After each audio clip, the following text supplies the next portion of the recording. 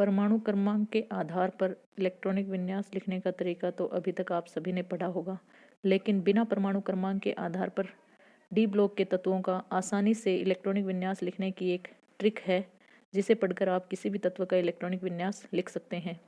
D block के तत्व में क्योंकि अपवाद बहुत ज़्यादा मिलते हैं, यानी हम कोई भी ऐसी थ्योरी नहीं है जिससे आसानी से इलेक्ट्रॉनिक विन्यास लिख सकें, लेकिन मेरे पास एक ट्रिक है जिससे हम आसानी से इलेक्ट्रॉनिक विन्यास लिख सकते हैं। मैंने पहले ही आवर्त सारणी के सभी वर्गों को एक जगह लिख लिया है। इधर वाली साइड में अक्रिय गैसें लिखी हैं, जिससे हमें ये पता चल सके कि कौन सी अक्रिय गैस के बाद इलेक्ट्रॉनिक विन्यास शुरू होगा। और आवर्त सारणी के चौथे आवर्त से डी ब्लॉक तत्व शुरू होते हैं। तीसरे आवर्त में सोडियम के बाद सीधा पी ब्लॉक का तत्व आता है, और चौथे आवर्त में पोटेशियम, फिर मैग्नीशियम कैल्शियम, उसके बाद डी ब्लॉक शुरू होता है। तो डी ब्लॉक शुरू करके हम इसके इलेक्ट्रॉनिक विन्यास के बारे में देखते हैं। तो सबसे पहले हम डी ब्लॉक के तत्वों के नाम लिखते हैं, उसके बाद इलेक्ट्रॉनिक विन्यास लिखेंगे। तो साइंस, टीचर, विनीता, क्रमानी, मन, फे, को, नी। 8वें बी वर्ग को 3 उपवर्गों में बांटा गया है, कॉपर और जिंक। फिर यहाँ से ऐसे ट्रिक है, साइंस, स्कूटर, यामा, लाओ, एसी। और टिक्कम जरा, हाफ, वेनेडियम ना बजाओ, तबला, करो मर्डर, वरना, मांजरेकर, तेंदुलकर, रेहान। फिर रूठा, ओसामा, खोद रहा, इरफान, नई पंडिताइन, पटना की, कौन आज आया, जिंदा कैदी, हरामखोर। अब हमने सभी तत्वों को एक साथ लिख लिया है, इलेक्ट्रॉनिक विन्यास लिखने में आसानी होगी।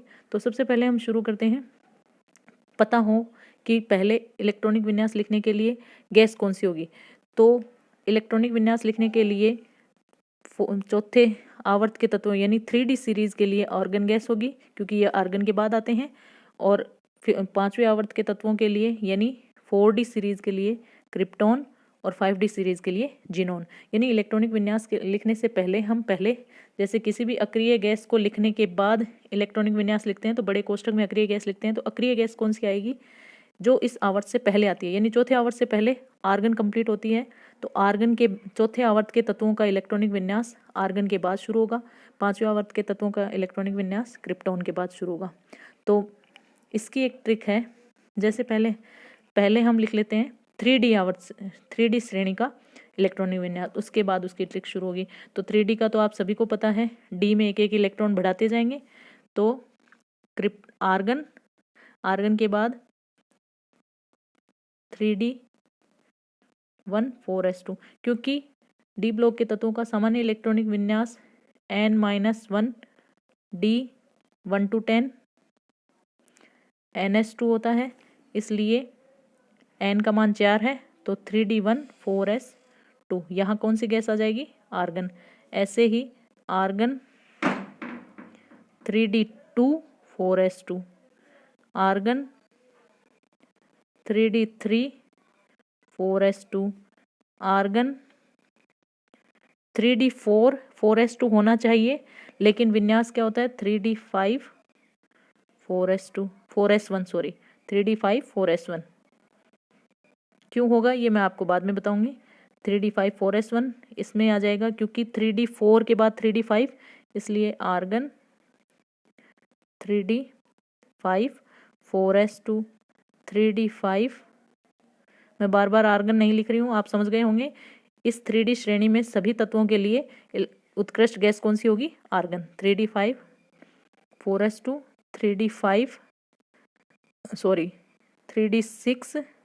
4s2 3D7 4s2 3D8 4s2 3D9 4s2 होना चाहिए, लेकिन यहाँ क्या विन्यास होता है 3D10 4s1, और यहाँ क्या होता है 3D10 4s2। क्रोमियम और कॉपर का इलेक्ट्रॉनिक विन्यास 3d5 4s1 और 3d10 4s1 होता है, क्योंकि अर्धपूरित कक्षक और पूर्ण पूरित कक्षक अधिक स्थायी होते हैं। इसलिए 3d4 क्रोमियम का इलेक्ट्रॉनिक विन्यास 3d4 4s2 होने की बजाय क्या हो जाता है 3d5 4s1, क्योंकि इस इलेक्ट्रॉनिक विन्यास में 3d5 अर्धपूरित है और 4s1 भी अर्धपूरित है। दोनों ही कक्षक स्थायी है, जबकि ऊपर वाले विन्यास में सिर्फ एक कक्षक स्थायी है जो कि पूर्ण पूरित है, ये वाला कक्षक स्थायी नहीं है। इसलिए स्थायित्व प्राप्ति के लिए क्रोमियम का इलेक्ट्रॉनिक विन्यास 3d5 4s1 हो जाता है। और इसी प्रकार कॉपर का इलेक्ट्रॉनिक विन्यास 3d9 4s2 होना चाहिए, लेकिन क्योंकि स्थायित्व दोनों कक्षकों का नहीं है तो स्थायित्व प्राप्ति के लिए 3d10 4s2 हो जाता है, 4s1 हो जाता है। ठीक है, अब है अपनी ट्रिक शुरू। अपने को क्या करना है कि 3D सीरीज का इलेक्ट्रॉनिक विन्यास आसानी से लिखा जा सकता है, सिर्फ उसमें क्रोमियम और कॉपर अपवाद है, बाकी सभी D1 से लेकर D10 तक फिल करना है। 4s2 कंप्लीट है, सिर्फ क्रोमियम में 3d5 4s1 है और कॉपर में 3d10 4s1 है। अब हमें ये करना है कि लास्ट वाले 2 वर्ग और पहले वाले 2 वर्गों के इलेक्ट्रॉनिक विन्यास जैसे ऊपर हैं सेम टू सेम नीचे आएंगे। यानी क्या कह रही हूँ मैं कि थर्ड भी और फोर्थ भी, यानी पहले वाले 2 वर्गों के इलेक्ट्रॉनिक विन्यास और लास्ट वाले 1b और सेकंड बी वर्गों के इलेक्ट्रॉनिक विन्यास जैसे पहले ऊपर वाले तत्वों के हैं सेम टू सेम बीच वाले तत्वों के और लास्ट वाले तत्वों के होंगे। तो इसका मतलब इसमें क्या होगा, सिर्फ आवर्त चेंज होगा, क्योंकि इसमें चौथा आवर्त था, इसमें कौन सा आवर्त है 5वां आवर्त, इसलिए आवर्त यहाँ क्या हो जाएगा 5s2 4d8। और गैस कौन सी आएगी, आर्गन की जगह क्रिप्टोन। यानी अगर मैं ऐसे लिखना चाहूँ कि इसका इलेक्ट्रॉनिक विन्यास क्या होगा, तो गैस आ जाएगी क्रिप्टोन और 3d1 4s2 है तो 4d1 5s2। ऐसे ही इसका क्या आ जाएगा, गैस आ जाएगी जिनोन